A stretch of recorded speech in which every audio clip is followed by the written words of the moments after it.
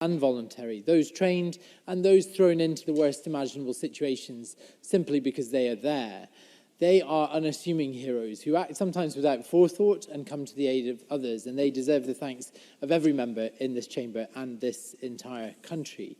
Presiding Officer, on any given day in Scotland, people die in the arms of strangers, but we seldom stop to think about the strangers after the fact. Those inflection points of crisis can have an impact on the psychology of an individual similar to combat stress, yet we often expect those individuals, be they professional or bystander, to carry on with very little in terms of support or access to services. For our professional first responders, that stress is reaching crisis point. Research by Unison, published recently, found that 25% of ambulance staff rate their job as 10 on a 1 to 10 stress scale, with many thinking of leaving the service. Almost all, 98% of paramedics, have experienced violence and abuse while working, and almost 3/4 of respondents describe morale as poor. Aside from the regular stresses of working antisocial hours, these workers regularly attend events of acute trauma where they may encounter multiple fatalities, sometimes involving children. In my first months as a member of this parliament, I met an emergency worker who had attended the casualties of the Lockerbie bombing. He told me of the nightmares he suffers to this day and the fact that at no point was he offered any kind of support. I know of one 40-year-old paramedic in my constituency who was recently medically retired with post-traumatic stress disorder. And there's a cumulative effect as well. Andy Cunningham is my constituent. He works at the National Risk and Resilience Centre as an ambulance worker. He came to see me recently about the mental pressure he and his colleagues are under. He summed that up in a story that he described to me about how he recently retrieved the body of a young woman at Leith Docks, which made him realise he needed help. I asked if I could use his words to describe that to the chamber, and he agreed. He says, "I felt nothing, no feeling at all at the time, other than that I nearly lost her trying to hook the body in. That night I reflected on why I'd become so numb to death. I had seen hundreds of dead people. And by that time, I'd lost my father, 2 close friends, and a cousin to suicide.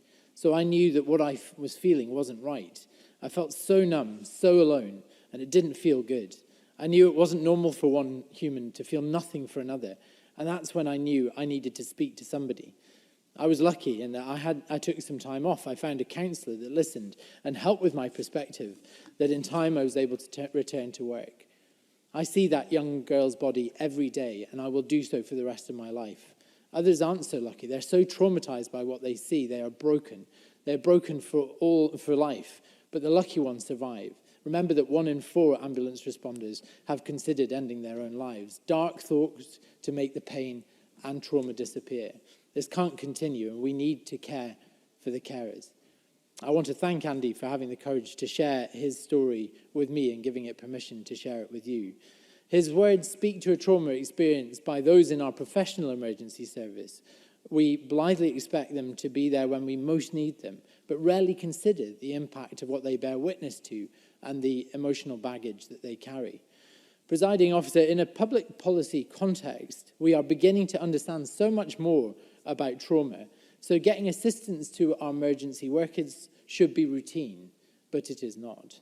Nor is it readily provided to members of the public caught up in these events. Almost universally, the immediate first responder at the scene of any trauma will be a bystander, often unknown to the victims of that trauma, and often untrained in any form of first aid, but most will try to intervene.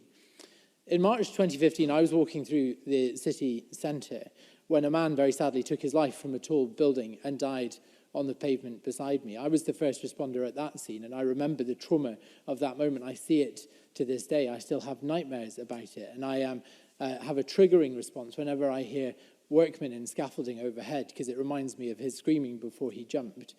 I was joined at the scene by Janice Malone, who I was recently reacquainted with. Janice was equally distant from the man when he fell, and the scene was like something from a war zone. I was very lucky. I got some counselling immediately after in terms of trauma recovery. But it was Janice has had a much harder road back, and she was diagnosed with post-traumatic stress disorder. To her credit, she's taken her experience and the depression she had to battle through to come back from it, to foster a new desire to help people like myself and Janice who witness terrible things. And she and I will be working with organisations like SAMH and the Samaritans to start to build a package of support around those people who are caught up in terrible events. I want to thank her for her courage and the work that we are going to do together. There are many thousands of individuals like myself and like Janice, like Andy Cunningham, who carry the trauma of what they've seen with them. Yet in public policy terms, we don't often stop to think about the ripple effect that these events and these incidents can have. That is why I am calling for the creation of a national first responder trauma recovery strategy that will help begin the process of healing the tens of thousands of our fellow Scots, both professional and civilian, who have seen terrible things and been caught up in catastrophic events.